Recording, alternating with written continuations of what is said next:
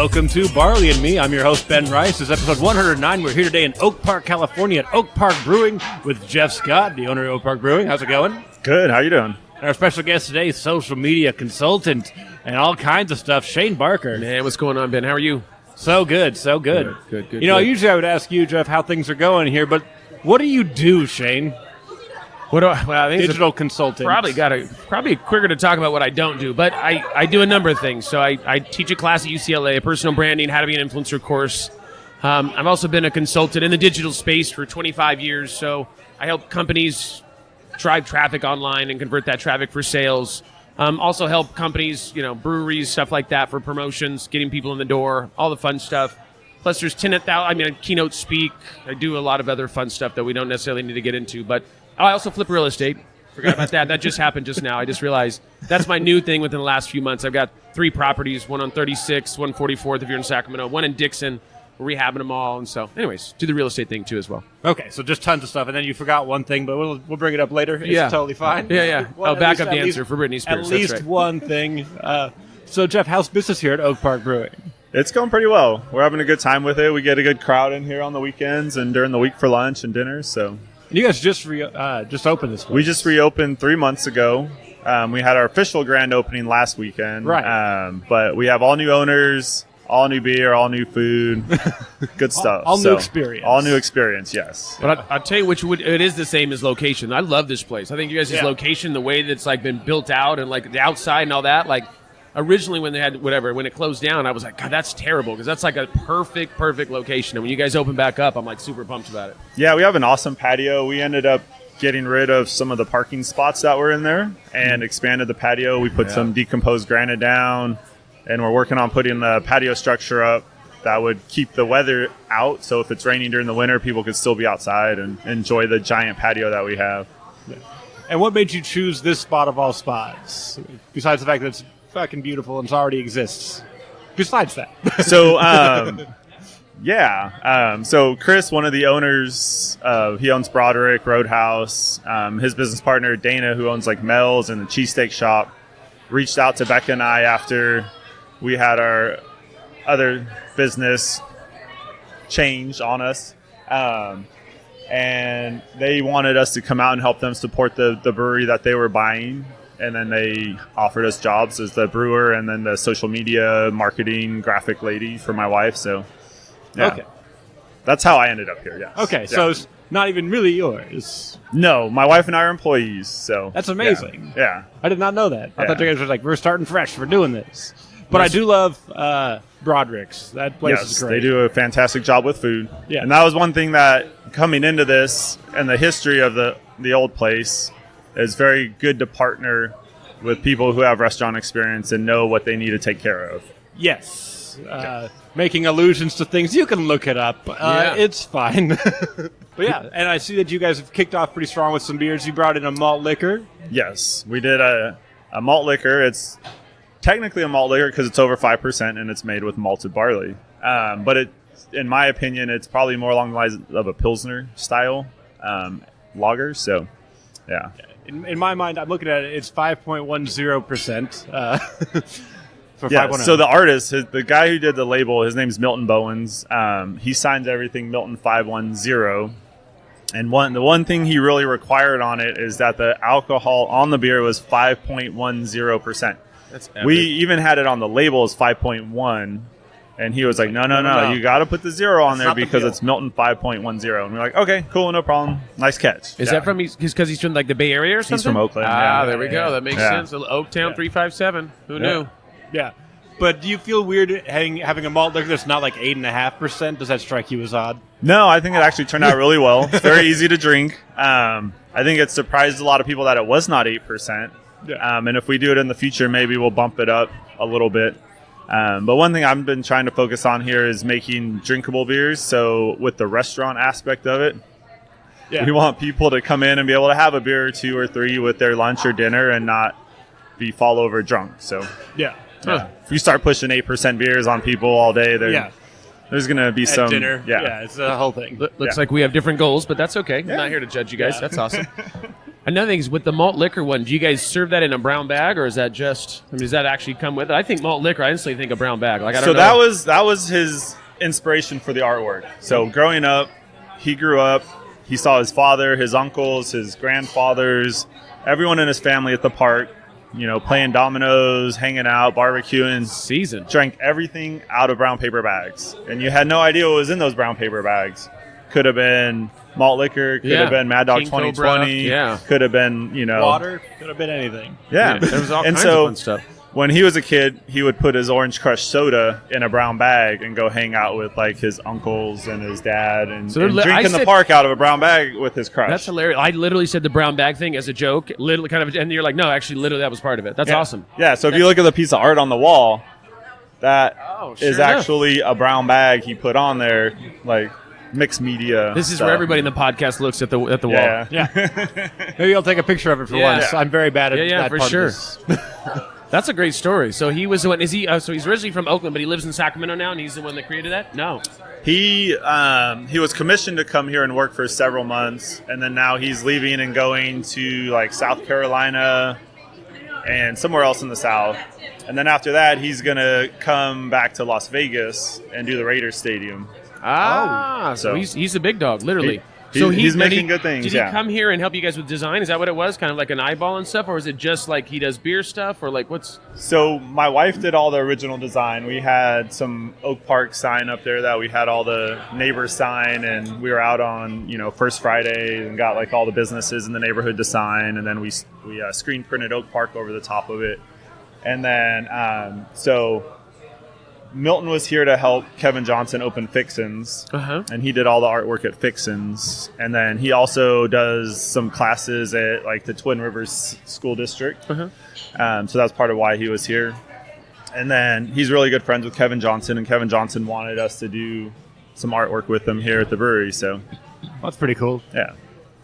Yeah, and you guys have a connection with Kevin Johnson as well in the ownership aspect, or is that incorrect? Yeah. All right. Yes, he is one of the four owners. Yes. Yeah. So just everybody's getting in on this thing. Yeah, we got a lot of people here to support the community of Oak Park, and we really want to make sure it succeeds this time. And we've got some very, influential, high-power restaurant people behind it to make sure things are done right. Yeah, and it's very important to like revitalize as opposed to just invade it. Yeah. At this point, so it's very cool as far as that goes.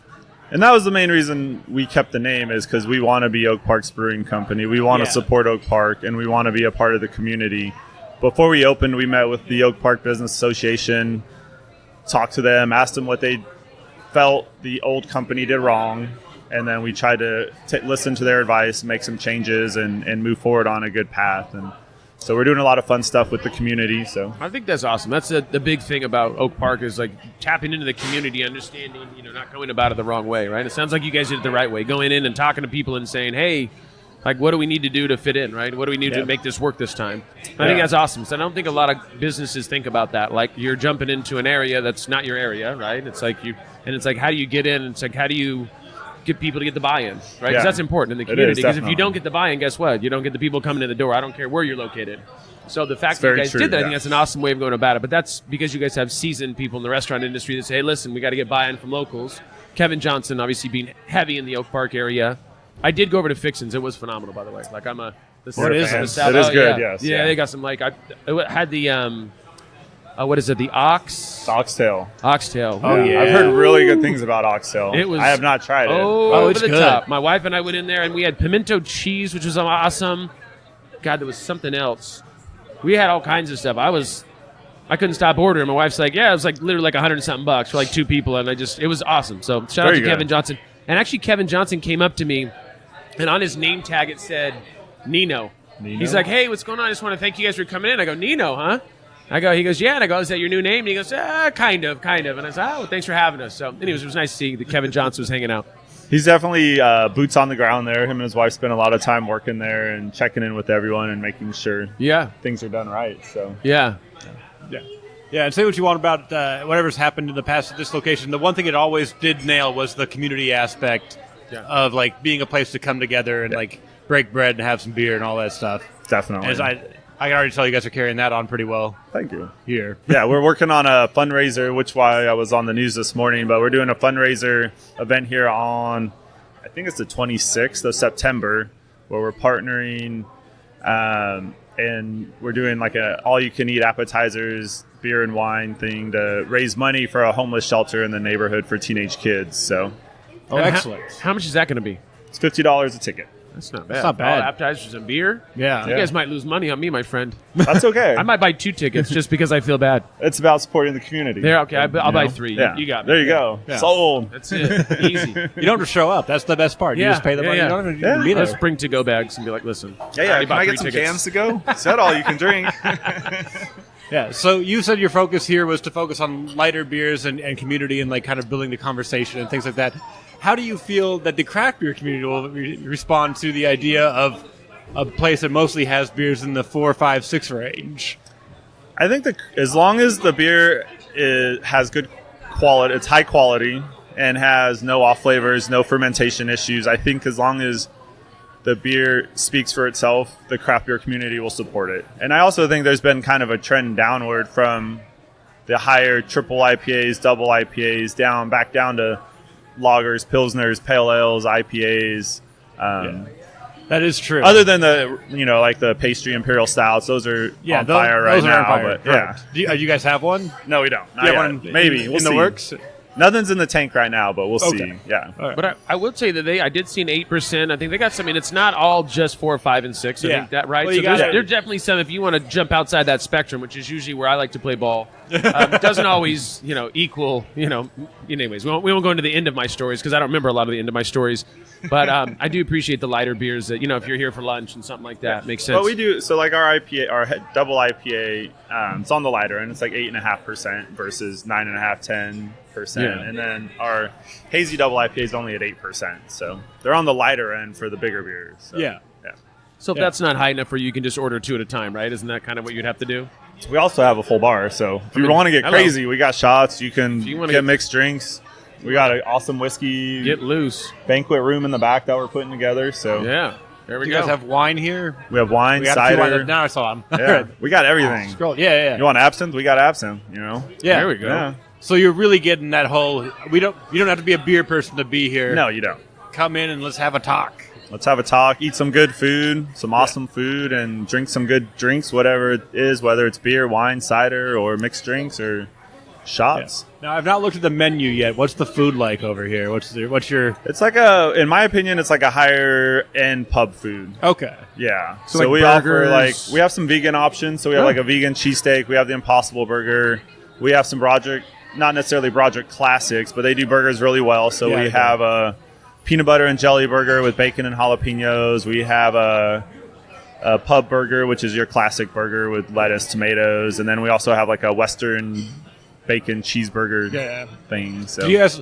I'm just as a Broderick's fan, is like my favorite burger in Sacramento. which one of their burgers is your favorite? It's the duck burger with the fig jam. Yeah, You guys should bring that over. we had that for a while on our first menu. Bring it back. Did you hear Love that, it. Chris? Bring it back. Bring it back. It's my favorite burger. I really enjoy Broderick's burger, so I'm like, yeah, okay. I forgot for a moment there. I forgot that they were involved. I'm like, oh, of course they have like Broderick style food. Duh. Yeah, so that's pretty cool. We got a big smoker out on the side yard.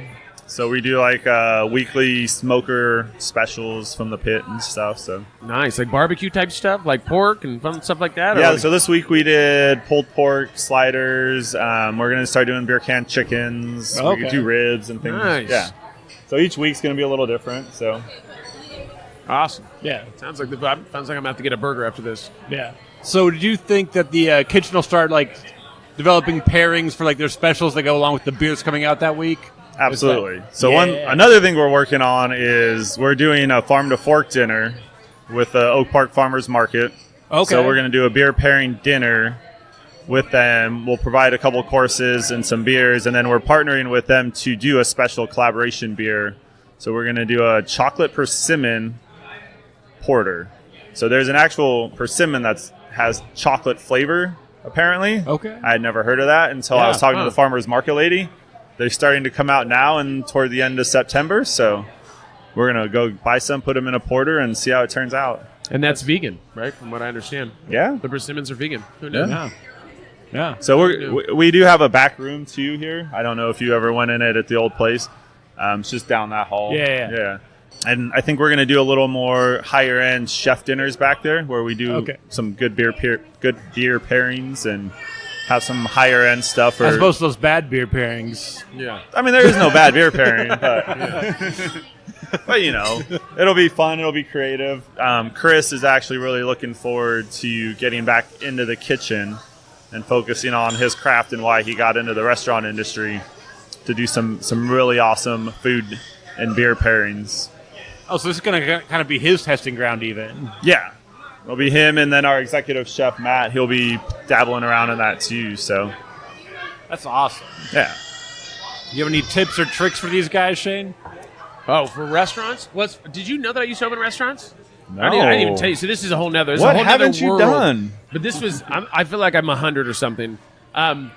But this, and when I say restaurants, I'm going to use that term very loosely because when I tell you the restaurant, you're going to be like, well, that's a restaurant. Like it's open and people come in and eat. It was Chevy's Mexican restaurant. Literally 20 years ago, I used to open them. I would fly around all over the U.S. and open them. So when I say restaurant, it's not like a great, amazing burger. We had like El Machino. We had like, I mean, it was like typical Chevy stuff. Now they're like bankrupt. There's like 2 of them open. I think one in the Bay Area that I went to like 4 months ago. Really? And it was terrible. Chevy's went bankrupt? Oh my God, yeah. Wow. Yeah, they were owned by Pepsi, long story short. Okay. But, I mean, this was a long... Oh, the Chevy that's like on the water, right? Yeah. Water. It's beautiful. I just drove by. I drove that Is all the like time for work. one of the last 2 then? It is. It literally is. There's that one and the one in the Bay Area that I know Okay. about. I mean, I was on the East Coast opening restaurants and stuff. So I am very familiar with restaurants. I invested in a restaurant here locally in Sacramento. Not a competitor by any means. And then I used to own a bar in Chico. So I'm familiar with the industry. I know Chris pretty well through my buddy Andrew and Drewski's, and I mean, anyways, from back in the day. But I know his burgers have always been like over the top. Like every time I get one, I'm like, well, I should have invited 4 more people to eat this burger with me because it's like this isn't a burger. They're like giant, it's like it's a challenge. Is what I it do is. split them with my girlfriend when we order at this point, unless we're like really hungry. Yeah, it's smart. Because I've eaten a few of them during lunch, and like, I'll have like one full burger during lunch, and I'm like, I'm not going to go back to work now. I'm just going to go home and go to sleep. The thing, those burgers are so big, Ben, that honestly, if your girlfriend ate it by herself, then she's probably pregnant. I mean, that's something to think about. I'm not saying she is. I'm not trying to start rumors. She doesn't. But I'm telling you, I would just be very careful. We share. If she eats the whole burger, that's a huge sign. Okay, good to know. I'll keep an eye out for it. Yeah. Because we go there fairly often because we live in Roseville. Not a whole lot of culture there, so it's like Nick's Taco, Broderick's, Monk's Cellar, end of list. Yes. So it's very tough. Yeah. Project Roseville, you like it? It's gotten better. Like initially when I got there, I was like, I don't know. Good. But yeah, like good, it's good. Every time I go in there, there's something a little bit tweaked. And then my favorite part is last time we were there, we were just sitting at the bar in like one of the booths, and my girlfriend's like, that guy, the bartender, like we know him, right? And I was like, I mean, I've been here alone, and I've definitely talked to him, but like outside of here, I don't think so. And she's like, I think we know him. I'm like, I don't think I know him. And so finally she stops. She's like, hey, do we know each other? And she has like a circle motion for all three. He's like, he doesn't know me. You know me. That's how she got pregnant with the burger. Is that way she's like, how? What was it? He's like, you worked with me. You made fun of me every day. You made fun of me every day for 6 months. His girlfriend's a bully? Yeah. No. She's like, to be fair, I had a good friend in the kitchen at my work, and this guy got hired in the kitchen, and he tried to get in on our jokes. But there are jokes. Get out of our jokes. Oh, wow. That could be a Seinfeld episode. Yeah, it really could be. Yeah. So embarrassing. So he's like, you made fun of me for like all of my cooking life. And she's like, I don't remember you. Like, that's the worst part. Every day, just being a dick. And then like, I don't even know who you are. That's when you know you're a true bully, when you don't remember your victims. When you've had so many victims, you're like, I don't even remember you, bud. Yeah. Did she make fun of him after that? Like, oh my God, you're still ugly or something like that? No? I think she apologized. Oh, so she felt That's bad. good. I was good, like, yeah. I don't think there's any apology that works for her. I'd made fun of you every day, every single day of my life for months, and then I see you out in public and don't even recognize you, can't place you. Like, that's It was what was that No Adam apology Sandler movie that goes had past the that. list of people that they were going to kill, and then yeah, once they apologized, they crossed them off. Madison. Yeah, I Yeah. think Yeah. maybe your girlfriend It got it was- like crossed off the list. Like maybe Yeah. that saved her life. Yeah, Steve Buscemi's character. Yeah, he's like because he was going to kill him, and he's like took him off the list. He's like, yes, survival. Yeah. So be nice to people. I mean, Yeah. that really should be the core of like anything you do in life. I don't care if it's a restaurant or whatever it is. Like, just Yeah. be nice. Yeah, I had no agree. idea my girlfriend was a bully until right then. I was I like, know. oh boy, Are I gotta you recalibrate. nervous about leaving your girlfriend? Do you feel like you're in a situation where just blink? Just So blink it's a if I- podcast. yeah. So if you need me to come pick you up one night or something like that, you're like Shane. It's Just gonna text send you me. blinky Yeah. eyes. she hit me again. I'm like, well, Yeah. did you have a? I'm sorry. Were did you have in an the apple in kitchen your mouth? cooking? Yeah, exactly. Were you trying to get in on her jokes? Yeah. I'll know that if I meet her and all of a sudden she has a joke and I'm like jump in. I'll be like, ooh, careful, careful, Well, careful. that's an inside joke. We don't. Yeah. Yeah, we don't we let don't- outsiders into those. Yeah, you're not there yet. No, bud. we You're wouldn't not there, want to but- expand our circle for this inside joke. That'd be insane. That's right. Stay in your lane, Shane. Stay in your lane. But your lane's so wide, though. You have so many Yeah, different. That's true. I mean, So I think many you have lanes. like 4 or 5 lanes, really. I should be heavily medicated. I do have a lot of lanes, but I do have a big team though. Like I have a 35 person team, so that's why I can. If it was just me, you physically can't do all the stuff that I do. So I put processes in place, but that's been years. I mean, this isn't an overnight type thing. Like I have plenty of businesses that like fizzled out and didn't do phenomenal because but you learn a lot through that as well. So it is what it is, man. You learn. And you adapt. I agree. That's Yes. it. Yeah. That's what my shirt says. It is what it is. It is what man, if I had $1 for every time I said that, it is what it is. Hey, this just happened. It is what it is. No. It's all part of the journey, I guess. Yeah. And like every failure you have just leads you to a future success, right? No, we're kind of joking, but I'm a huge fan of failure. Even though people say, "Oh, you're a failure," that sounds terrible, but it's like if you learn something. I mean, I honestly have had a lot of businesses that have failed, and I've had businesses that have been successful. But at the end of the day, the failure is like that's really you're really learning. I mean, it's nothing you can learn in school. I don't care if you went to Harvard or Yale or Sac State; doesn't matter. Like, we won't get heavy into this on this podcast, but I'm gonna tell you this, and then it's gonna be hard to switch to anything else. I was sued by the Attorney General for $65 million. Like, no joke. Like one of my businesses. So I know this is like that bomb, and this was probably about 10 years ago. But I learned more in that 2 years of fighting the Attorney General than I would have learned if I was at Harvard. Like, Harvard wouldn't have accepted me, and I can barely spell Harvard. But my point being is, like, you just learn so much through being through the certain situations you go through. Yeah. And so, that builds you up, and it makes you what you are today. Like, I can tell you, Chris, when he first started his restaurant, probably had zero idea of what he was doing, right? Yeah. I mean, it's like everybody. Yeah, You get he into had it, a you're like, basic oh, this is idea. awesome. Like, I got Yeah. a few recipes, and now he's been doing it for God knows how many years, and now he's in a situation where he's seasoned, and he comes in and goes, okay, these are the 20 things that we have to do. We got to talk to the community leaders. We got to do this. We got to do that. And you learn that, right? And the first time you were doing it, you got egg on your face, and you're like, I don't know what I'm doing, and I'm trying to figure this thing out. It's all foundational. Everything you learn in life, whether it's business or something else, is foundational. So that's the fun part. Yeah. I love failure. It's my favorite thing. I mean, it's funny. We joke. I actually have. So this is funny. Hasn't happened yet. And talk about another business, but it's a company that I'm starting with a friend of mine, Chris Rudin, called Fail Forward. And it literally is T-shirts that we're going to put on there, Fail Forward. So it's like people go, oh, I failed, and it's like, yeah, but fail forward. Like learn what you need to learn, and go. And some of your failures are going to be terrible. Some of them are going to be bankruptcy. Some of them are going to be this. Some of them are going to be a divorce. But you have to figure out what are you going to learn through that situation. Yeah. If you learn nothing, then it was for nothing. Exactly. Then you missed it. You missed the whole. Or point if of what you just give happened. up. Yeah, Like- there's points where sometimes it you makes sh- sense to give up. yeah, Like if the right. ship's going down, like the Titanic. Shout out to whatever his name is, the Caprio. What is his name? Leonardo DiCaprio for going down the ship. But sometimes you gotta look at that too. It's I feel like we've gone down the failure road. Like we were like talking about like beer, and this is awesome, and awesome burgers. We're like failure rocks. Go fail, people. Go fail and learn But we from got it. here on the back of failure. That's it. What it That's is. exactly it, man. And you guys actually you're building off of something, right? That you had found something that happened, and you're like, hey, how do we make it so this doesn't happen again? And you guys went about it the right way. You're learning from somebody else's failure. Yeah. That's awesome. Like there's value. There's huge value in that. Yeah, this podcast would be completely different if I didn't talk to people about it before I started it. My initial idea wasn't this. Yeah. I talked to like a few people like, hey, this is what I'm thinking. Like, that sounds great, but could we do this also? I'm like, I'll think about it. Then I would talk to somebody else like, can we do this also? Like, everybody I talked to was like, can we do this one other thing? I'm like, okay, yeah. Because it's going to be just me and you drinking beers, and then this guy comes over and says, "Oh, we got an event coming up next week." Yeah.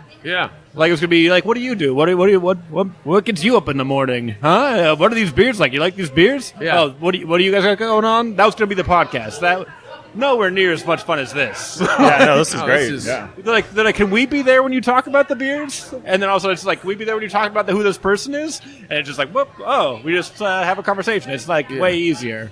You could tell at the beginning of the podcast that it wasn't going to go well because the first one that we did, the machine actually ate the tape so that we couldn't actually bring it to the public. It refused to listen to the input I gave it. I'm like, hey, I have a. So this was a while ago. If you're using tapes, then. How many years? It wasn't tape, but it was 8-track. Essentially, it refused to use the input I was telling it to use, and decided to record through the computer mic instead, which was facing nobody, and picked up nothing. Sweet. So this was like, how many years ago was that? That was 4 years ago. Yeah. Jesus, 4 years ago. Yeah. I was 22. Yeah.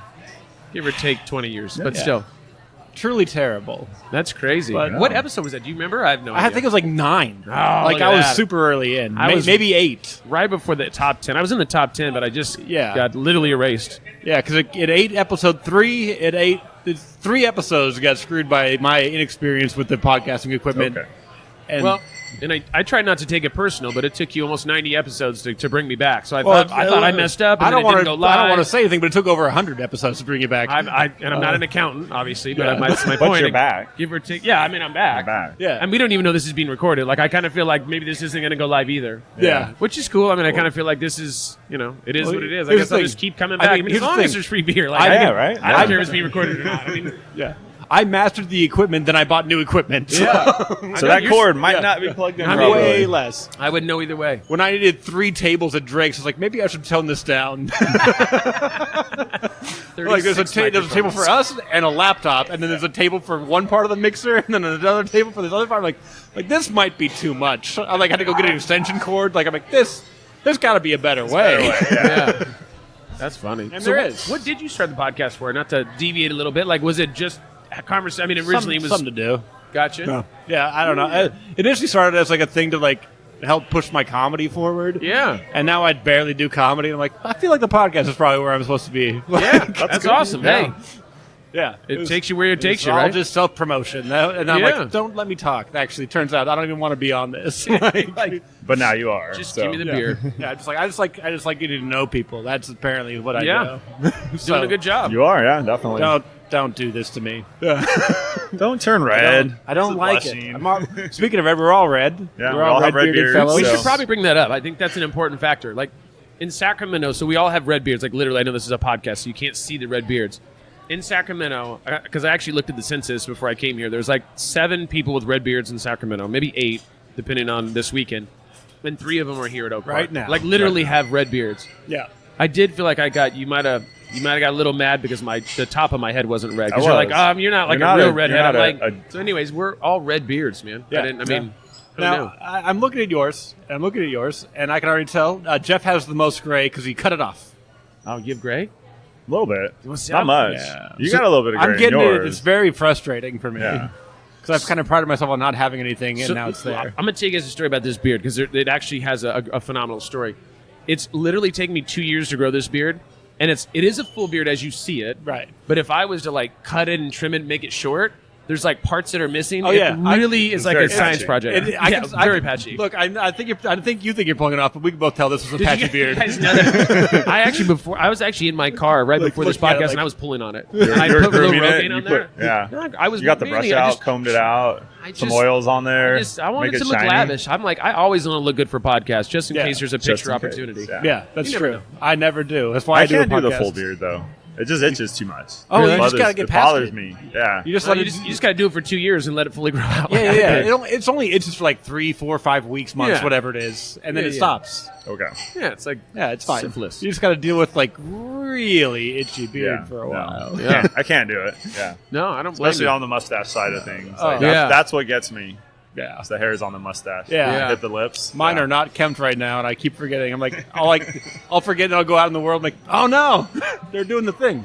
Yeah. Well, that's why podcast makes sense, right? I mean, if you're TV, Lazy. they'd probably be like, hey, you got to trim that up or something. I used to always have this. I always had, I call it a flavor saver. I don't know what the true term is.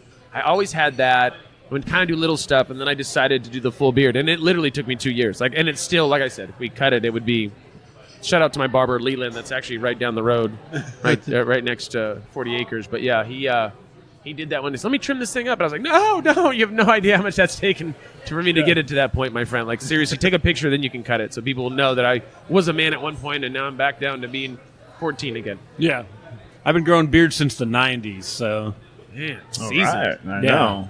before it was in cool. sync when they went live, huh? Yeah, I was like, I'm going against it. I'm going to grow a disgusting teenager beard. And I'm never going to change. Oh, it was so I don't think I vile. had facial hair until I was probably in my 30s. Yeah. Can you grow a full beard, and how quickly can you grow it? I'm just doing this so I'm I gonna can be grow pissed. a full beard. Yeah. It's a little spotty, like right in this area. Yeah, I get it. But the rest, probably, to get to your length would probably take 4 or 5 months. Bastard. Whatever. Yeah. Yeah. And it'd have about the same amount of gray as yours does. Yeah. Now that Damn I'm it. looking Okay, at it so mine's closely, Mine's gonna probably it's start got falling some out. gray. I mean, I'm winning the gray battle then. because All I'm right. God damn it. wise.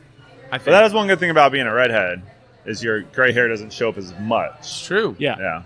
that's true. Because it's And already it's- fair enough. And there's Yeah. a smaller pool of women. Like there's only certain women that like redheads, right? Yeah. So it's kind of you kind of know. Like if you go in and the girl's looking at you, like she loves redheads. She I likes know redheads. it. It's like instant. Like if you're a blonde, you're like, are they looking at me? Because I have no idea what it is. But if they love redheads, there's like 9 women in Sacramento. But you've got a girlfriend. I'm married. You're married. So Yeah. we got a lot of redheads. There's not a lot left out there, Yeah. ladies. So Well, because they're so voracious about I it. mean, just huge hearts, just very nice people. We are. Yeah. also We helps. are. We are. That's right. We're not soulless. That's we're right. not soulless. I don't care what you've heard. I feel like we might be, though. Anyway, let's That's a philosophical deeper discussion. conversation. Yeah, No. let's have a very philosophical discussion That'll- about what is a soul and do they exist. That's Oh. what people came here for. They Yeah. want to hear about hard questions. that. Now, Shane, what were you drinking? It is what it is. The OPB IPA. Like yes. literally, it is what it is. I didn't mean that like being facetious. I mean That's the name of the beer? what it's called. Yeah, Oh, it was tasty. yeah. why I got the drink it malt so liquor. fast. Delicious.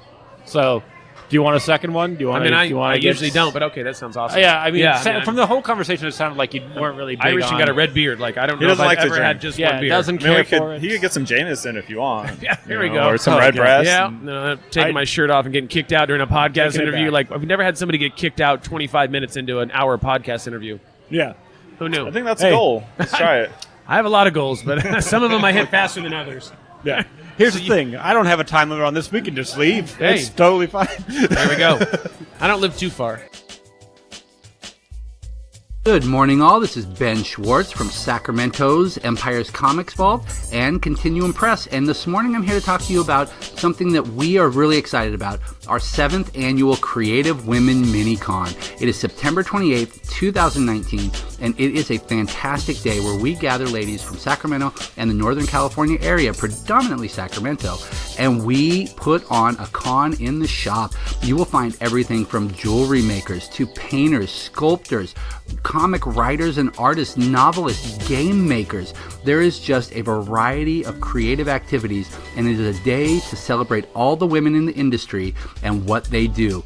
So come on down to Empire's Comics Vault, 1120 Fulton Avenue here in Sacramento, California on September 28th to see everything that they do. Get some stuff for yourself, get some things for the holidays, and we'll see you on the 28th of September.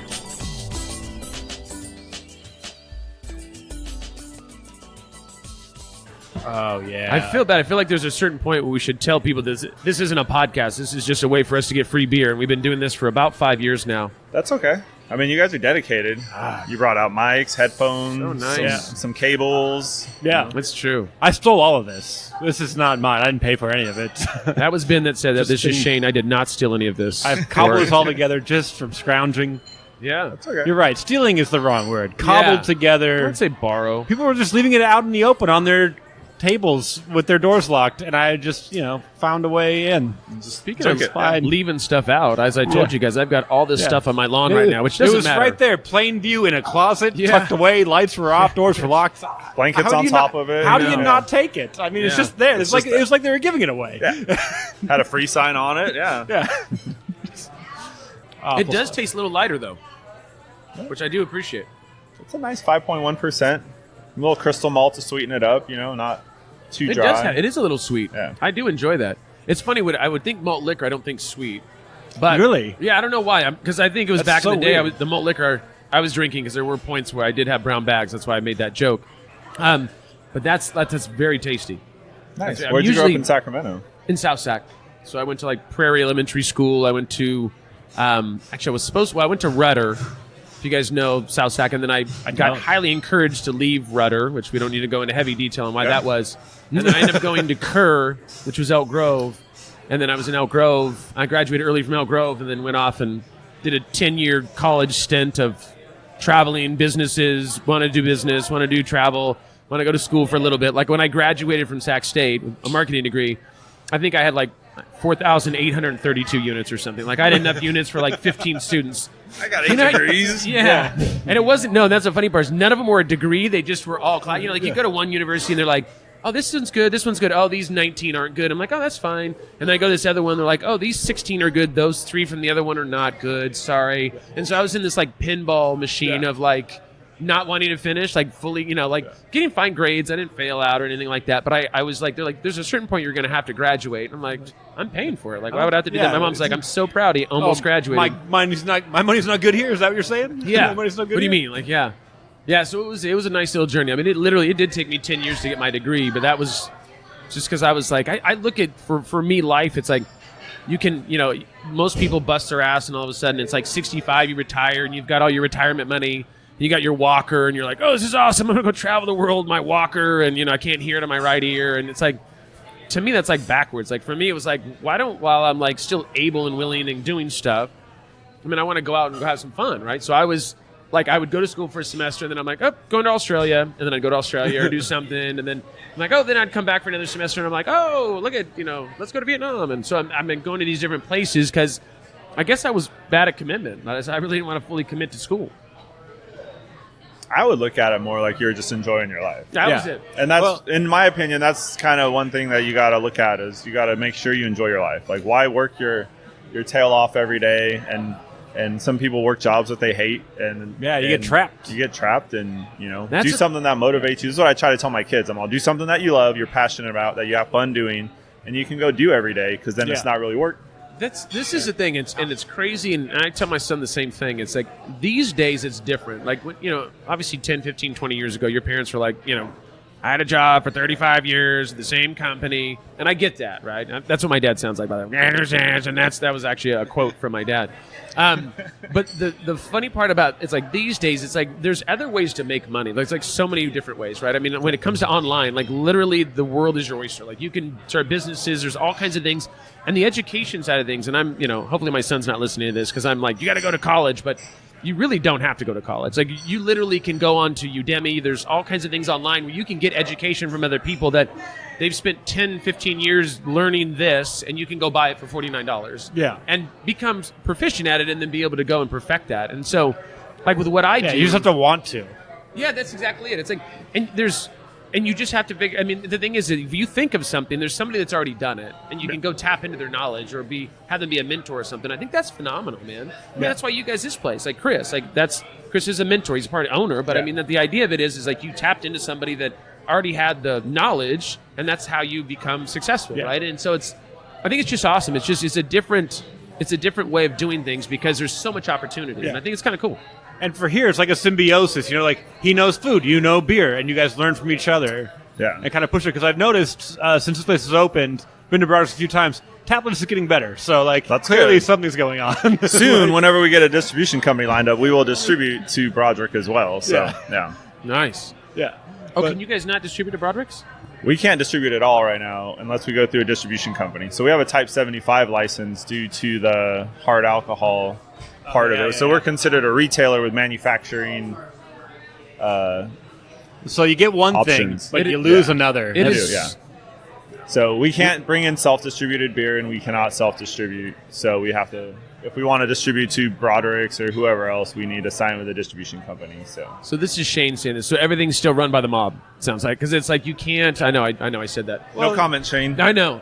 The thing is, I guess for me, and obviously I can say this because I don't own the place or I'm not involved with it, but it's really funny. Like the distribution thing is such a hustle. Yeah, the three-tiered thing, and it's kind of been bastardized and like twisted up, and it's just a mess now. It's like it is. exists, but it doesn't exist. It does. Certain times it's very strict, and other times so loose. Do you guys remember when you couldn't like bring in a growler from another company and get filled by another one? Like they just let that happen. So and also downtown, like if you go downtown Sacramento, there's a certain area that you can't buy 22 ounce. You have to buy two. You have to buy two. Yeah, and I always forgot. And it would get super frustrating. I'm like, I don't want 2 beers right now. That literally happened to me. So I went down and I was like, it was like a rare one that I found. I was like, this is awesome. And Lay's like, okay, you got to buy 2. And I was like, look at you, jokes. And she goes, no, you got to buy 2. And I'm like, why would I have to buy 2? And she goes, well, you're in downtown. I said, okay, what does that mean? What does that have to do? And I guess, and maybe this is me misquoting this, but I'd heard because they didn't want homeless people buying it, and there wasn't enough. They thought if they have to buy 2, they're not going to have enough money to buy 2. Right.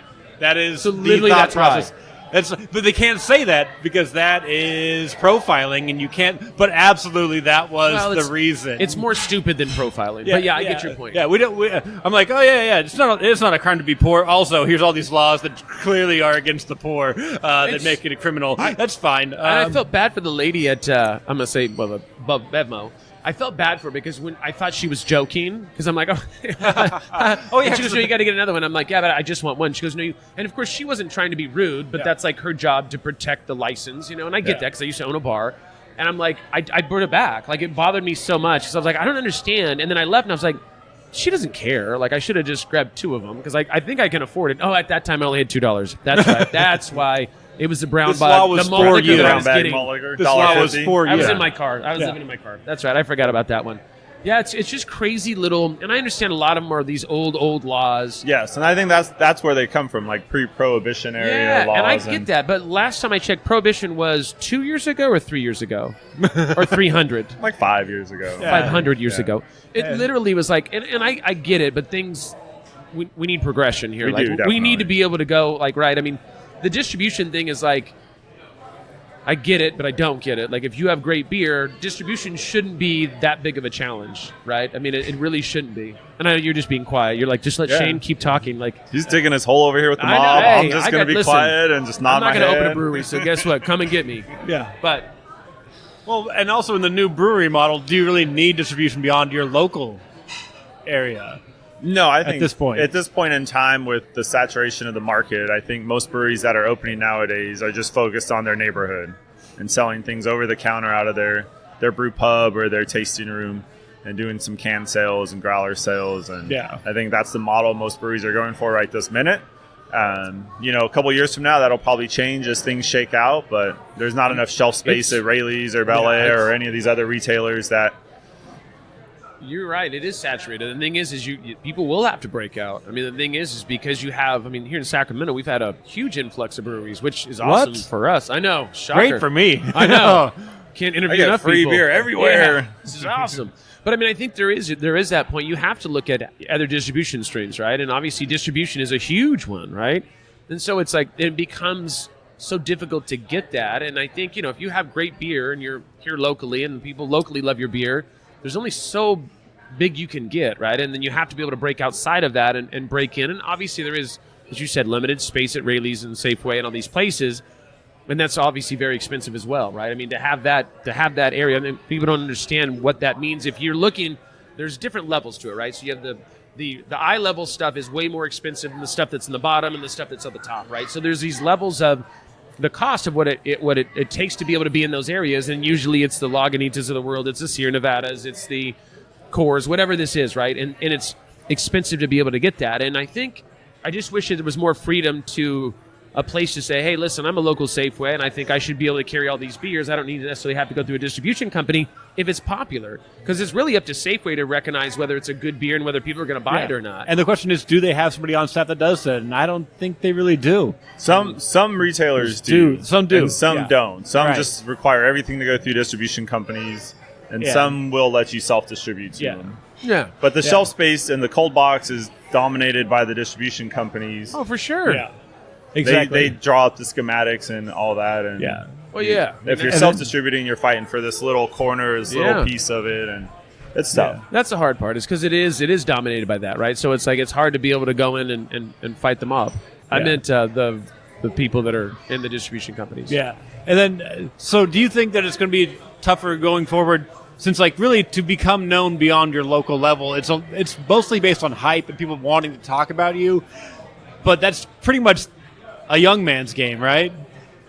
Like, no brewery that's been around 10 years suddenly has all this hype that launches them where they weren't before. Yeah, I would agree with that. I mean, Revision's been around, what? 2 They years. just had their 2-year anniversary? Yeah. Or It seems like longer, but Yeah. it's 2 years. But they have a huge following, and they have a lot. They've grown dramatically in that 2 years. Not many other breweries, I would say, in that time frame have done anything close to that in the area. But the majority of them have just stayed their local neighborhood distribution or neighborhood bar, tap room. But Revision was knee deep, right? That was Jeremy, right? Yeah. Jeremy came from Jeremy. knee deep, yes. Jeremy had. So he had his reputation. following. Yeah, his reputation. So he, even though we stayed 2 years, shout out to Jeremy. Right. That it was. He definitely had. It's no different Yeah. like being a lead singer of this band. Yeah. You go to another band, you're going to be bringing some. Yeah. Right. You're going to. And he had the some 2 fans. years in between where he was building out Revision to make it Yes. actually a business. Yeah. People were like excited for what's going to happen. So like when it finally showed up, it's like, oh, finally we get this thing, you know? Yeah. Yeah. So there's great also beers. that. Yeah. Yeah, for sure. So I think really, is that really the future? Like, build your name, realize, oh, the hype beast has died here. I'll just go over here, and it'll be a fresh hype beast, and I'll be fine. Like, I think in this day and age, hype is a huge factor. it's It is, I mean, it yeah. is. I mean, It- some it is- people here it's would know social better than media. most. That's what I was going to say. That's anybody your, would that's know your that. specialty Yeah, right there, I mean, right? it is. It is. It's Yeah. that the idea of like, I mean, I work with influencers and celebrities and this kind of stuff, and it's at the end of the day, some of the contracts that are put together for movies or for whatever that is, they want to look at your social media. Like The Rock, as an example, which obviously he's like, the height of this whole thing. He negotiates for what he's going to put on social media, and there's huge dollars that are involved in that because he's got 100 billion people following him, whatever the number is, right? So He gets paid to like take a picture with Nike shoes or something. literally, yeah, right. It's like, I mean, he's passed to like, hey, I'll get a free pair of Nikes, and now he's like, well, I'll just give me 2% of the company or something. Not really. I don't really know what he negotiates, but the point being is like it's the same thing with breweries. Like if you have you have this one brewer that's amazing and everybody loves him. I mean, there's some hype behind that, right? If you're a true beer lover, then you go, okay, well, I know Jeremy. I know he was over at Knee Deep. I love the Simtra. I love all these beers that he had. Now I know he's going to do Revision. He's doing some cool stuff, which he has some really, I mean, his beers are awesome. And he obviously got a huge cut for what Sparks Nevada, so he got a little nice little, thing to go out there. But I think that's awesome. Like, I mean, the idea is you should have, I mean, it's like hairstylists. Some people have hairstylists have these cult followings that follow them, and you go to a new spot, and you're going to be able to bring that along. And there's huge value in that, right? I mean, that's you're an influencer. You have some kind of, you're bringing something with you. And I think people look at that. Yeah. And to me in the beer world, that's kind of the San Diego model, right? You kind of started a good brewery in San Diego, you build your reputation, then you start your own thing in San Diego. That was what was happening like 10 years ago. That's how it kind you of started all, like Stone. You get your name known or Yeah. Pizza Port or something, then you branch off and create your own little brewery, and then that gets hyped because you have all your connections from these larger breweries. And, yeah. Jeff, would you say that's what you're doing? No, I don't think so. I think, I'm just trying to enjoy life, make beer, which I love doing, and spend a lot of time with my family, my wife and kids, because at my old job, there was days I'd work 16, 18 hours, 7 days in a row, and I missed out on a lot of things. What's your team size here as far as your brewing team? For the brew team, it's myself and a guy, Raj Little. He's part of the Underground Homebrew Squad, and he came over and started working here with me about 3 months ago, full time. So the brown is one of his first recipe that he wrote by himself, so turned out really well. So Yeah. Now, the Underground Brew Squad, they've won awards for like home brewing, right? Like as a guild or whatever. I believe so, yeah.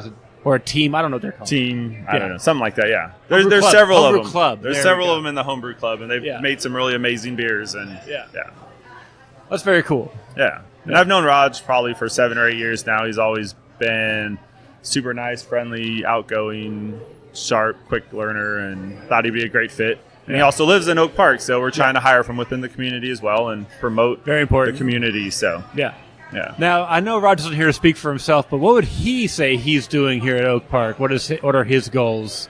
Has he expressed those to you, what he wants this to be? He wants, for himself, he wants to learn as much as he can and grow as an individual. For the company, he wants to support the community and really put the best quality product out there.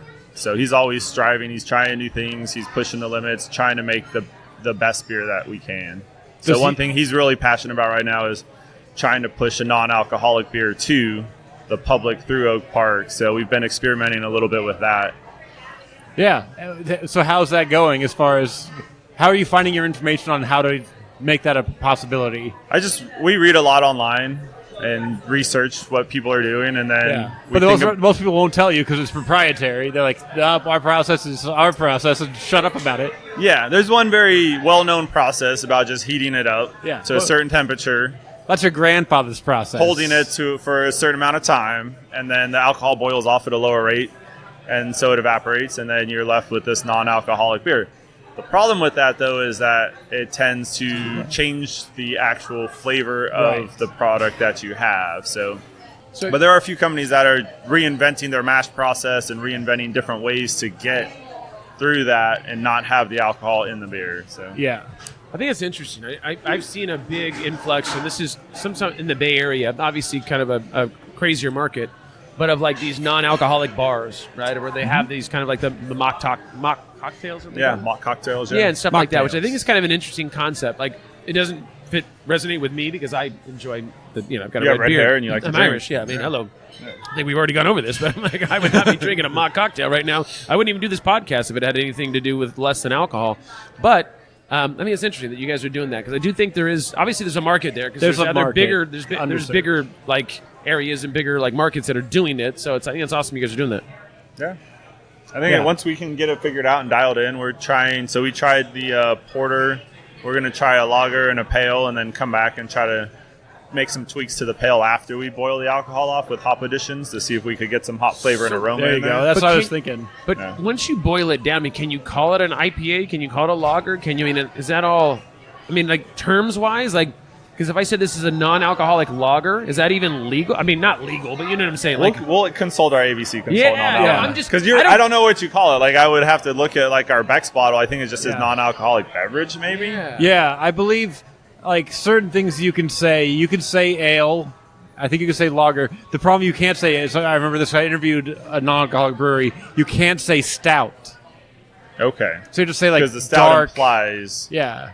It implies a certain thing. I don't know what. But yeah, I know. That's how I felt when I heard it. And it's just gong. So that's crazy. Unbelievable. That's of all the nuts to things. me. I mean, I get it. Like, for me, I don't care about the terminology. It says non-alcoholic stout, but I'm just wondering about the terminology. If that's like, I don't know. Yeah, I think they say non-alcoholic beverage, but I think they do say lager or ale or whatever they're going for. But I think stout is just because I think the connotation in your head is that it's going to be alcohol because it's big. Yeah. Even though stout's not always big. Yeah, I was going to say I've had like it's has to do with the body like more than anything. Kick my butt over a stout. Yeah. Huh. That'll be for the next podcast. Yeah. We'll do some research. We'll get some. Next time we do this, we'll sit down with 3 or 4 different non-alcoholic beers. Yeah. And see how much fun we have. I'm out. I'm just kidding. No, it'll be in 100 episodes when you're invited back anyway. So maybe. Yeah. It's like, hey, cut that guy. Here's the thing. It actually is a multiplier. It's actually going to be 10,000 episodes. Okay. He might be dead. No, actually, that would be interesting because I would like to try a non-alcoholic one because I do enjoy the flavor. I mean, I do enjoy obviously a buzz, but the flavor of it I think is important as well. Right. So that would be I would be very intrigued by that. I will tell you right now, there's like 3 or 4 places doing like really flavorful, like you can't tell it's non-alcoholic beers. There's still ones that have like a little bit of a burnt flavor or like something that's not quite right. Yeah. But there's a few that have like made them like the one I interviewed, Athletic, they won like. They're very hush-hush on what they do. They don't say a word. Yeah, they have their website, and it's a whole different process. And they're like, we're not saying a word on it. But they had like, I forget what kind of beer it was, but it like won best of the style without them telling people it was non-alcoholic. Really? Yeah. Yeah. Who is this? Athletic. Yeah, Athletic. Yeah. On the East Coast, but they're distributing out here now. So. Oh. It's crazy. Yeah. Must be nice. Maybe we'll do a collab with them and really fine tune it and get some knowledge. Yeah. Learn it's like, something. we need to do a collab real quick. Yeah. I just need to see what you're doing. Yeah. Hey, how about we fly you guys out? We'll collab. We'll make a non-alcoholic beer with you guys. Why are on the there West Coast. 19 cameras in our collab room? We have no idea. No idea. Those aren't cameras. Inquisitive. Those are just flies on the wall. That's Why am I nobody being steals patted me hops. down like I have a wire? I don't have a wire. No. Those are so old. Just talking to this microphone when you do whatever you're doing. I turned my cell phone on with the recorder on. Duh, I don't have a wire. Jesus. I got my Google Glass going. Go in there James Bond style, turn the eyeglass recorder on. Yeah. Good times. Yeah, sorry. Now we're talking about James Bond and eyeglasses, which is Google Glass. Does that still exist? Did that fail? What? No, it kind of fizzled. The Google Glass thing kind of fizzled out. What is that? The Google Glass was like the glasses you could wear. The Google had these weird glasses that you could do, and it was like almost like virtual reality type. Like like you could search the web and stuff. Yeah, on your way glasses. before its time. Like they went like. We got to come out like flying cars before you're able to like. I mean, that tripped people up. You were wearing them everywhere and doing this. They had a good little.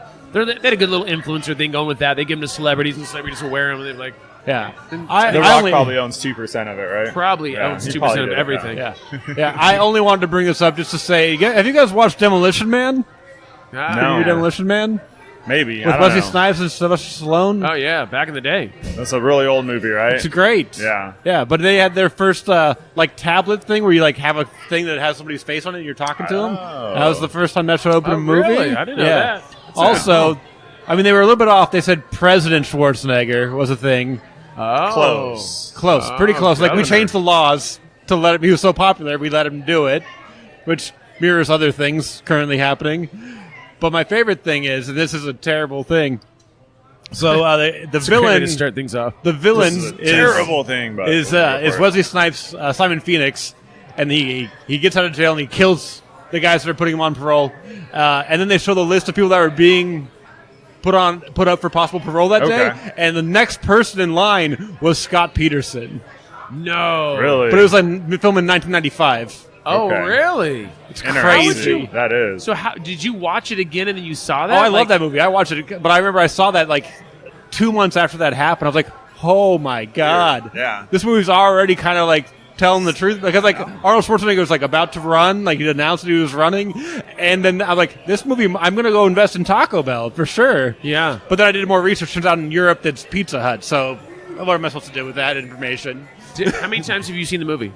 Be honest. I would say 35 times. Wow. In one weekend? And that's probably undershooting it, because when I was a kid, I watched that movie a lot. Wow. I loved it. Sandra Bullock. I mean, yeah. Wesley Snipes. Nobody's mad at that. The Future. Wesley great. Snipes. That poor guy. He's had some stuff with taxes. Didn't he have some tax stuff? Oh, IRS? yeah. I mean, who hasn't had? I mean, you got that kind of some money. You're always stuff, trying to hide it. a lot. Some jail stuff. time. Is he in jail? You guys are all up on the current events. This I stay in the little brew area, and I don't pay attention to anything else going on. He's making money while I'm gossiping. This sucks. Yeah, exactly. But no. Anyway, so nobody else saw it. That's right. It's a great movie. You should watch it. Demolition Man. Yeah. Okay. It's on Hulu currently. Hulu. Am I getting this? What about Netflix? It's not. No? No. Amazon Prime? No. No? Okay. Do you have a Demolition Man tattoo? Because I kind of feel at this point, I feel like there's probably like a hidden tattoo that. I feel like if I was going to long get a as you don't pull your tattoo, that pants I down, wouldn't be I'm okay against to see it. it. It would be the 3 seashells, which are never explained. It's how you clean up your poop. No, they never explain how you do it. Okay. There's like, this guy doesn't understand it because he's from the past. Oh, they freeze him, by the way. They don't just move into the future. He's frozen, then he gets unfrozen. Okay. And he's like, I don't understand your weird culture. Okay, hey. 3 shells. I don't understand that either. Yeah, I've never used a shell to pick up my poop. I Yeah. just use a toilet. Yeah. Actually, in Thailand, I'm not going to go into heavy detail, but there might have been something. No shells involved. Okay, so we're I not know, far off. we've gotten dark. Sorry. We've digressed. I don't know what I'm doing Fail anymore. forward. We got to Yeah. fail forward. Make Yeah. sure you don't use shells. Yeah. Look, no I shells. was like, oh, I'm going to talk about it. I just watched it again, so I was like, all right. Are you going to go home and watch it tonight is the question. I mean, I didn't finish it. Just got time. You have finished it 35 times. Yeah, Just but so we're on the same but page. I didn't finish it this time. This time, yeah. I was like, I will finish it tonight. I love that. I have not finished it today. Yeah. The last time I started watching it, I did not complete the watch. So, Man. yeah, Yeah. Tonight's the night.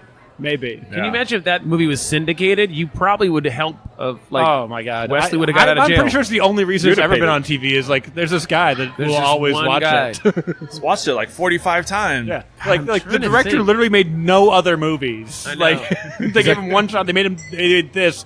Everybody hated it. And got we're like, one maybe we fan don't make movies. That has a girlfriend that abuses him. Yeah. No, she abuses a stranger. Oh, It's a different. stranger. Only Oh. strangers. Oh. Yeah. Only new employees. That's how it all starts. Yeah. Yeah. First You gotta it's their start somewhere, employees, right? and then Yeah. it's boyfriends. Look, she's very much into beer. She's like, hazing. That's what we're doing, right? It's like, no, hazy. It's different. It's different than hazing. Hazy. After 2 hazies, she starts hazing. Yeah. I New get beer it. name right there, Hazine. Yeah. We should name a beer after her. Yeah. Like the Abuser or something like We that. can do a collab. You guys can come in and we'll brew it. Called and the we'll call it Terminator. Hazine. Yeah. I'm down for it. Yeah. Call it like I'll Kick Your Ass or something like that. We're gonna have Demolition Man playing on all the TVs in here. I mean, you and- should. That's Yeah. just good business That's on that Yeah. side. Ben. Please put your pants on. Ben, what are you doing? I just I want to just watch love the it- movie. I just love it so much. I don't want to see the shell tattoos, Ben. You can't take a shit in the brewery, Ben. There's actually not compliant. Glad that went nowhere, but I'm very happy about it, getting it on the air anyway. We'll do it early morning before the restaurant opens. Yeah. There we go. Safety. You know? Yeah. Or maybe we'll put you in the private room. Yeah. Just have your own little escapade or something like that. Yeah. Hey, Barley and Me listeners, it's your boy, host Ben Rice. Did you know I also do stand-up comedy? If you don't, we'll probably get to it sometime in this episode. But did you know I also run a multitude of comedy shows in the Sacramento region? Are you bored on a Wednesday, on a Thursday, looking for something to do? And you want to try some beers at breweries you haven't been to yet? My comedy shows are usually at breweries and tap rooms. So I just want to tell you about the shows that I run in the Sacramento region. Coming up Thursday, September 26th, is the 2-year anniversary of Tilted Masterpiece Theater Comedy at Tilted Mash Brewing in Elk Grove. That's the 4th Thursday of every month, 7:30 p.m. start time. Like I said, it's the 2-year anniversary. We're bringing back one of our favorite headliners, Alfonso Portela, who you may have heard on the YOLO Brewing episode. Plus, Kristen Frisk is supporting. And then we've got past guest Alyssa Cowan from the Urban Roots episode, and up-and-comer Ruby Setnick on that show. I also run a show called Cutthroat Comedy every first Wednesday at Husick's Tap Room in Clarksburg, California. Josh Kress was on a Art of Beer episode earlier this year. That was a lot of fun. 6 comics, $5, and you get 5 tokens for that $5 that you distribute to your favorite comic or comics of the night. That's right, 6 comics, $5, 5 tokens. You could love everybody, and you still got to tell one person you're not worth $1. So that's Cutthroat Comedy, 7 p.m., the first Wednesday of every month. So next one's October the 2nd. That one's actually been our championship show. Past champions compete against each other to be the grand champion of the last few shows. Very exciting. So we got people like Steph Sanders, who's been on Comedy Central, and Jason Mack, who runs Real Live Comedians, a really fun show around Sacramento and San Francisco. Come check that out. It's $5, October the 2nd, Wednesday, Husick's Tap Room in Clarksburg. I'm also starting a brand new room on Wednesday, October 9th at 8 p.m. at Sackyard Community Tap House, who hosted us when I was doing my episode with Carl Strauss a few weeks back. That's a free show. Headliner DeJan Tyler. That's going to be great. You've heard him on the Big Stump episode, and as well as Monk Seller. He's wonderful. And we're also bringing back Comedy Night at Crooked Lane for its 4th season. That show has had people go on to be on Netflix, on Amazon Prime, on HBO. So we're trying to get big acts before you know it. So come check that one out. We should have dates finalized in the next coming weeks, but we're looking at sometime in November, December, January, February, March. It'll be a $10 show, 8 to 10 p.m. So keep on the lookout for that. Performers and dates should be announced soon. All right, enough of that. Back to the show. Look, I'd like to get off of this particular topic and get to something more important. Okay. Which is branding. Oh, branding. Yes. You guys have a very clear brand design going on here. Shout out to your wife, right? Yeah. But Yeah. let's talk My about that a wife, little bit. Rebecca, Like, she's she awesome. Rebecca's like, Yeah. she likes redheads, so she's automatically Yeah. super cool. But tell us a little bit about that, because obviously she's the one that kind of put this all together. Yeah, so she's really got into screen printing, and we've done some design work with T-shirts. We did a fundraiser for the immigrant families when they got separated from their children. We went to New Helvetia and did some donation stuff there.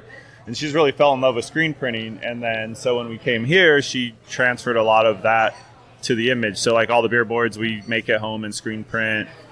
We did that Oak Park sign that was up on the wall. She screen printed that. And then all the stuff down the hallway, she screen printed as well. So she's pretty fantastic. She's been doing a lot of things with local artists as well for collaborations on the labels of our cans. And Yeah, supporting local art, Yes. which is very important. yeah, we support local art, local music. We do music like Friday and Saturday nights. Yeah, I'm seeing.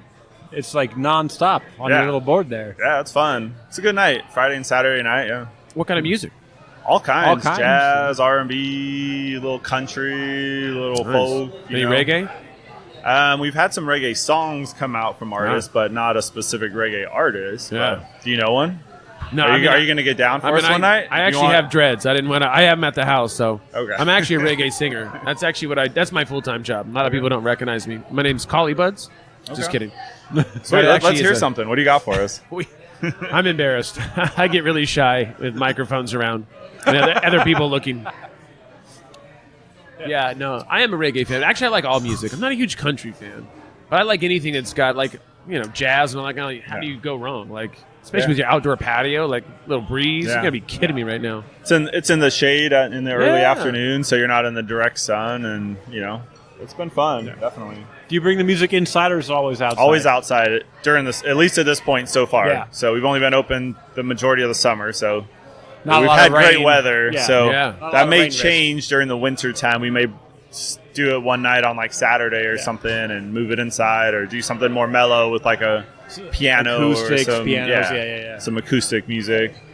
Yeah. Or just maybe someone who wants to come sing some a cappella reggae and I think and that get would at be it. great. Yeah. I was like, let's get a full band in here, like brass band, but also make it acoustic. Yeah, I like that. Brada. I'm waiting for you to just break it out any minute here. If you guys want to shut down again, you just go ahead and let me get up there as a reggae singer. And I promise you, you guys have about 1 hour to go ahead and sell all that beer out, because they're going to be like, that was We're not coming back. We're telling everybody. Remember the guy Snow is a white guy? Yeah. Oh, my God. I don't know why I instantly thought of He's that. Canadian. Yeah. But he said he was from Jamaica, wasn't he? Or didn't he lie or something? I don't know if he lied. I don't know the story. I was very young then. Yeah, Yeah. I was like nine months So old. you're or the something. oldest one here then. Yeah. I could be, potentially. Yeah. I'm 44. Yeah, you're the, Let's be you're honest. the oldest one here. 41. Okay. 37. All right. Yeah, so Ben's- very evenly Ben's young. spaced. We are. I know.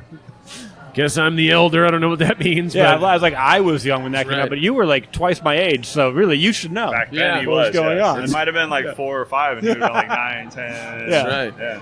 That was when I was watching Demolition Man. Yeah, What a great I movie. just found out he was Canadian a year ago, Yeah. and I was like, oh, Him too. He was like, I thought I was from Jamaica. No, Yeah. Toronto is not in yeah. Jamaica. What an awful song. Yeah. But yeah, my wife's taken the image very seriously, and she really is pushing to do something new and different and fun and engaging with people.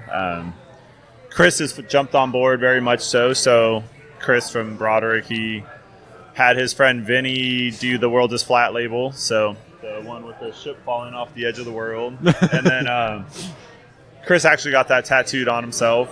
Oh boy. And I think he also got the skull with the hops on it tattooed on himself as well. So Really? Yeah. Now, about the world is flat, is that your own statement of truth, or is this a mockery? These are the questions. So I know the world Southern- is flat. Southern It's an Hemisphere IPA hops. using Southern Hemisphere hops. So Summer from Australia and Raquel from New Zealand. And Chris had always, he wanted to do something, that was his idea. He was like, hey, let's do this thing with the ship falling off the edge of the world. He's like, you don't know if it's flat or round. And then, he's like, think about it. Is it flat or round? How do you know? You're told it's round, but do you really know that it's round? So we like to question each other and think about things on a weird level at times, and question, what you're taught and told, because you don't really know if it's true or not until you experience it for yourself. Well, it is what it is. What? Hello. I'll be here all week. So do you think the world is flat or round? Oh, man, I don't. You know what? I mean, I travel a lot. I mean, I don't, and I feel like I'm just going straight, so I don't know. I mean, I don't know how much we curve. I don't know. I mean, I just want you guys to get distribution. I don't really care about the I'm gonna get real world. political on this. It's round. Okay. I know. I would agree. Not- I'm a not round earther. Yeah. Yeah. I don't know if the flat earthers call I'm us a that round or earther. not, but I don't know. I'm not saying it's a completely perfect circle, because it's not. No. Clearly, it's no. spheroid. Something in the circular range, Yeah. but Like an egg, maybe. Yeah. Yeah. I don't know. I would assume that. I don't know. That's a hard one. But I do when I'm in a plane. I don't feel like we're like oh, we're making the turn. We're making the turn. It's like Hard I feel right. like we're So, going- maybe yeah. you're a gravity denier. That's your problem. gravity denier. Yeah. That was another question Raj posed the other day. Oh, He geez. said, what is gravity, and how do you know that it actually exists? This is what we talk about when we're making beer. Yeah. So you guys are hammered, obviously. No. We drink that non-alcoholic stuff. Oh. They're working on it. They're like, "Is this like? We think we got it." I'm like, Does it "No, have I'm alcohol or does it not have alcohol? I think it does because we're making asinine statements." Yeah. That's interesting. So this is like a think tank as well. Yeah. Huh. Bright tanks, think tanks, different. Yeah, that's awesome. They call them bright tanks for a reason. Bring Socrates. Just question everything, right? Unless you experience it, you got to question it. Yeah. Yeah. You're like blowing my mind right now. I don't know if it's the beer or just the psychology of everything. I'm gonna go home and tell my wife, like, I don't know what's going on right now, but I don't even know if you're real. I don't even know what's real. Oh, you ever have that one? Where you're just like not sure the world's real? Whew. That one's the worst. That's usually on Sunday mornings. I'm like, I don't know where my pants are at. I don't know who's real and what's going on. Why am I in this police drunk tank? The worst is when you're like, it's all a figment of my imagination. Then you're like, even worse, no, I'm the figment of somebody else's imagination, and their imagination puts my imagination in there, and it's awful. I hate it. Demolition. But then you're like, no, Someone's controlling my I'm brain alive. right now, right? Yeah. I'm alive. Everything's fine. Yes. All the things that happen Is to me it? are my own volition, which sometimes is worse. You're like, oh man, I really wish I could have blamed that on someone else. Yeah, but no, that was me. It'd be a lot All easier me. if I wasn't real right now. That'd be a lot I better. had $1 for every time I said that. Yeah. It'd be so much easier if I wasn't real. That's funny. Let's talk about cloning. I don't know why I think about cloning. I was thinking about the real thing because I remember telling my wife one time that I was going to get myself cloned, obviously as a joke, because they've only cloned sheep, so as we know it. And she goes, don't do that. Like, do not clone yourself. And I was like, why? She goes, because we don't need two of you in this world. Shout out to my wife. Yeah. But yeah. She has a point. She does have I feel like you guys were on her side a little bit. Like, I kind of... You know. Interesting. All of a sudden, you find out who's on your side, who's not on your side. All you have to do is ask one question about cloning. You'll find out real You talk quick to if they guys like for you. 45 minutes on a podcast, and they're already saying, don't do another one of Shane. Yeah. It's interesting. You guys are assholes. That's cool. Well, I'm a big fan of the original. That's all it is. You know, I like that. Yeah. Look at you guys. Backpedaling I'm and old. saved it right I'm there. old school, kind of like the original version. You know, yeah. I don't like new Coke. You know, I don't like when Yeah, people yeah, change things. Like this isn't what I drank before. You Yeah. monsters! Look at what did you change it in here? I don't like this at You all. should be a Let's- politician, dude. That was amazing. Like I'm I was very like, at good. first, That I was a like, good I save hate there. it. I Yeah, didn't know like- how he was going to come I back was like, from I it, but he hate Ben. did. And then all of a sudden, he's Yeah. like, dude, I like the original. I was like, stop Here's- it. but here's That's the so one- You weird. can wipe the tear off your cheek Jesus, now. Give me a hug. Here's the one problem with that idea. I'm Yeah. not good at lying. That's it's just the worst No, thing. but you should be an attorney or something. I feel like you should. I'm not saying podcast isn't your I calling. literally got told 2 days ago, don't ever go to law school. So I'm Oh, really? yeah. Yeah. Is that your So- mom or? No, it was an attorney. Because you can't lie. Who said- So, not my yeah. attorney. I don't Oh. get sued for anything. I just You just for a free Yeah, consultation? I'll get sued soon. It's America. Yeah. It's coming. It's coming. But so far Nice. has not. I would highly advise against it. being Yeah. sued. Or being in a lawsuit in Yeah, general. yeah, it sounds Just stay awful. away from the I feel attorneys. like you guys are like digging into the thing that I brought up earlier. Like, why would you guys bring that up? Oh, I just well, told you I got sued for $65 million. Yeah, and now- tell us about that. $65 There's million? not enough beer in this whole place for me to Okay. talk about it. And plus, It's all I think, hush hush too, right? The mob might. Yeah, we don't want it to talk all about has to do with distribution and beer. that. Yeah. Yeah, Super awkward. very You strange. can tell that I take it very personal. Yeah. No, long story short, and we're not going into heavy detail until I have a few more beers, but it was a business that I had about 8 or 9 years ago, and it was in the mortgage industry. And what I was doing was suing banks that took advantage of people on home loans in the mortgage industry. And long story, I'm going to keep the long story extremely short, is we were helping people that were taken advantage of to sue banks. And the government's like, we don't like this at all. Yeah. And it's governments, the banks. Like, let me for all the kids listening, because I'm sure there's a lot of kids that listen to Ben's podcast. Yeah, Let me tell you, like, do not, if you want to sue people or sue a business or organization, stay away from like any churches or anything because they have money. I would stay away from banks because they're very big. Don't mess with the government because they will win. distribution companies. Distribution Yeah, companies are a mafia hot ties, number yeah, 4. no, They don't might mess even with gone them. up to number 3. Anybody that has $100 billion more money than you do and leave them have alone. gold balls and eat other humans for breakfast, do not go after them. I didn't. If I would have Shane, this is Shane 3.0 talking. If this Shane 1.0, probably 2.0 at that time, had heard this conversation, I would have said, hey, you know what? I got this. Don't worry about it. We're going to go do good. And then just know that there's there's higher beings out there. There's people out there that have a lot more clout and money, and they will come and they will take your family and they will take everything from you, and they don't care. I feel better now. It's like, and also, Let's scratch that one from the record. If they win, it'll devastate you, and it will affect them not at all. Even if they win, if they lose, also no effect. Yeah, no effect. Like all joking aside, like I literally probably in the next few years I'll come out with a book or a movie about this. Like it is a true story, and it was a long, like I said, it was a while ago now, but it was definitely that moment of like. I talk about fail forward. It's not because I'm like, oh, this is like I read this from a quote from Tony Robbins. Like literally, my life was like a situation. I was like, wow, this is really bad. And then all of a sudden, it's like, well, but it makes you what you are today. You know, makes you a stronger person. So, yeah. Anyways, look out for the book and the movie 2039 or something like that. It's going to be coming out real soon. You can survive anything. That's it. I mean, at this point, I'm like ready for anything. I could even have non-alcoholic beer right now, and not even care. Yeah, I'm ready. Let's try it. Jeff's like. I'll serve you with a shot for you on the side. Jameson, okay. Now I'm back in. All right, I think that's a pretty good note to end on. We don't be scared of failure. Youth is wasted on the young. Yeah. But you lived it up. Yeah. Demolition Man coming out to a theater near you. Remake it. Don't do it. It's fine. It's past. We've gone too far.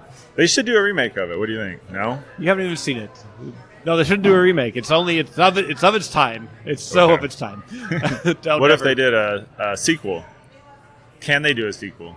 Will I think you do a needs sequel? the money, so that would probably be fine. He's just trying to turn Ben on. Huh? He doesn't want to see if he reacts. He's like, stop it. So will you do a sequel? You want to direct one? I'll here direct at Oak it. Park? I'll write it. I'll write it. You write it? I'll write it. I think that would probably be better. You'll promote it. I'll promote the hell out of it. I'm here for the long haul. And then we'll need beer because it's going to be it's going to be fantastic. It's going to be rough. We're going to hit failure extremely fast. What will we learn from this episode? This is nice. A little wrap up. What we've learned. Anything? You got? What did you learn, Shane? No, I just think it's important in life just to know it is what it is. Yeah, because it really is just what it is. Enjoy life. That was a great beer. Yeah, thank you. Yeah, for sure. Yeah. Every day's a chance to be a new you. Yeah, it is. Yes. Yeah. Drink malt liquor with a brown bag. Yep. Yeah. These are all play dominoes with your friends and hang out. Try to win. Just have fun. Enjoy life. Just have fun. Try not to stress. Try not to stress. Yeah, I guess in that case, everything old is new again. Also, a thing we can take. Yeah. Just a lot from this. I know. So I know we've mentioned a few events coming up here at Oak Park Brewing. What else you guys got going on? Oh man, do the whole list. Spot here. Hold on. Okay, so we have. Let me bring out my phone here. Yep. So let me see what we got going on here. You guys are both on your. I feel like I should look at my phone to see if I have any plans too. You have the list. My wife sent it to you. Right. She didn't give it to me. I was like, here, but I don't have dates. I was like, are there dates? There's not dates. That's the problem we have. There is no dates on here. So yeah. So in the future, yes. Be on the website. There's going to be website, social media, OPBrewCo.com. opbrewco.com. OPBrewCo. OPBrewCo. What else is there? So we're going to be doing a farmers market dinner where we do a collaboration with the farmers market to make a special beer. With chocolate persimmons. We are going to be doing a fundraiser for people that need it. For people that I know what the charity donation is for. I just want to see what the charity. This is what happens when you do 48 different charity events, which is awesome, right? You get confused with all the events. That's a good thing. It is. Let's see. We're just helping everybody. Yeah, we're actually going to help the whole world here in the next 3 weeks. This is a charity for people who need it. Yeah. You guys can keep talking while I look this up. Oh, yeah, we're doing it. Shane, let's pass over to you. Where can people find out more about you? What do you got going on? What's the Shane Barker world? Yeah, you go to shanebarker.com. You can take a look at the website. It's where you're going to have a newsletter you can sign up for. It's all SEO, marketing, influencer marketing, that kind of stuff. You can also follow me on Twitter, which is Shane_Barker. Instagram is Shane Barker. But really what you probably want to do is go and take a look at REI.com. That's my real estate company that I've got that we're doing flipping properties in Sacramento. So if you want to get involved in real estate, invest in real estate, or if you want to go buy a house that's already done in these nice little pristine areas here in Sacramento, please reach out to us. Wow. Back to you. Way more professional than I was. I actually wrote it down. I've been practicing this all morning. So I was like, he's going to ask. Yeah, I did it. I'm going to call my mom. Yeah. So on Thursday, September 26th from 5 to 7, we are doing a fundraising event for the Leadership Sacramento 2019 class, where they are raising money to help the Common Ground part of the WIN Youth Services in rebuilding a youth shelter in Oak Park. So it's going to be $50. It'll be unlimited appetizers, small bites, and then beer and wine tasting as well. Nice. Yeah. We like to help the community. Yeah. That's awesome. And I think we're in the process of working on something with the Wellspring Clinic down here. Okay. With doing a donation fundraiser for them as well. Yeah. And the early process of planning is doing some sort of Thanksgiving lunch or Christmas lunch fundraising event for the homeless in the area. So good, which is a thing that people don't really want to talk about, but it's absolutely a major problem in the city. It is, yeah. And it's not the big people; problem. it's a whole like cost of living, everything that's going on in Sacramento. Just it's not some person who didn't try. It's like really just almost impossible to live here at this point in time.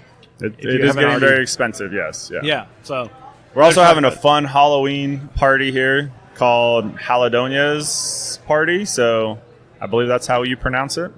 So it's going to be our artist collaboration release with Megan, who did the Vividonias and the Hazadonias labels for our double IPA and our hazy double IPA. And it's just going to be a fun Halloween themed party. I believe maybe Beetlejuice inspired, but not sure. Yeah. And it's going to be, when is that? What's the date? Or Not right around quite Halloween? sure. Or- Right around mid-October, I Once think. again, follow them on social media. You'll be able to find out when Yes. that's going to happen. And that's OP Brew Co. LP Brew Co. I think I spoke over it twice in a row, so I was like, I'll make sure we get it through. OP Brew Co. Yeah. We got And it. I kind of noticed looking at your music lineup for this month that you have Be Brave, Bold Robot here on the Yes, 20th. they're actually coming out on Friday, September 20th, and they're playing for my wife's birthday. Yeah, Oh, her really? birthday's on Saturday the 21st, so we'll actually be working the beer festival that day. But we're going to celebrate her birthday here on the 20th with Be Brave, Bold Robot, so that'll be Yeah. fun. Yeah. Former guest of the show and also wrote an alternate theme song. Really? Yeah. Awesome. really? I like Yeah. it. Some deep ties. So Yeah. you're going to be out here then, and I maybe mean- we should do a podcast. You can get her out here, them out there, and He's great. yeah. They're great. Yeah. So that makes sense. All right, guys, this is episode 109 of Barley and Me. You can follow Barley and Me across social media at Barley and Me Pod. Email questions, comments, concerns, guest ideas, brewery ideas to barleyandmepodcast@gmail.com, or now also barleyandmepod@gmail.com. Either one works. All right, Jeff Scott, thank you so Awesome. much from Oak Yes, Park thank Brewing. you, sir. And Thanks for Shane having me, Barker. buddy. Yeah, Thank you so seriously, much. excited to be back 100 episodes later. It's 10,000 next time. Yeah, I know. Yeah. 100 See you times guys in 100. the future. We're doing it. Demolition Man. Or Thanks so much for listening. Get home safe.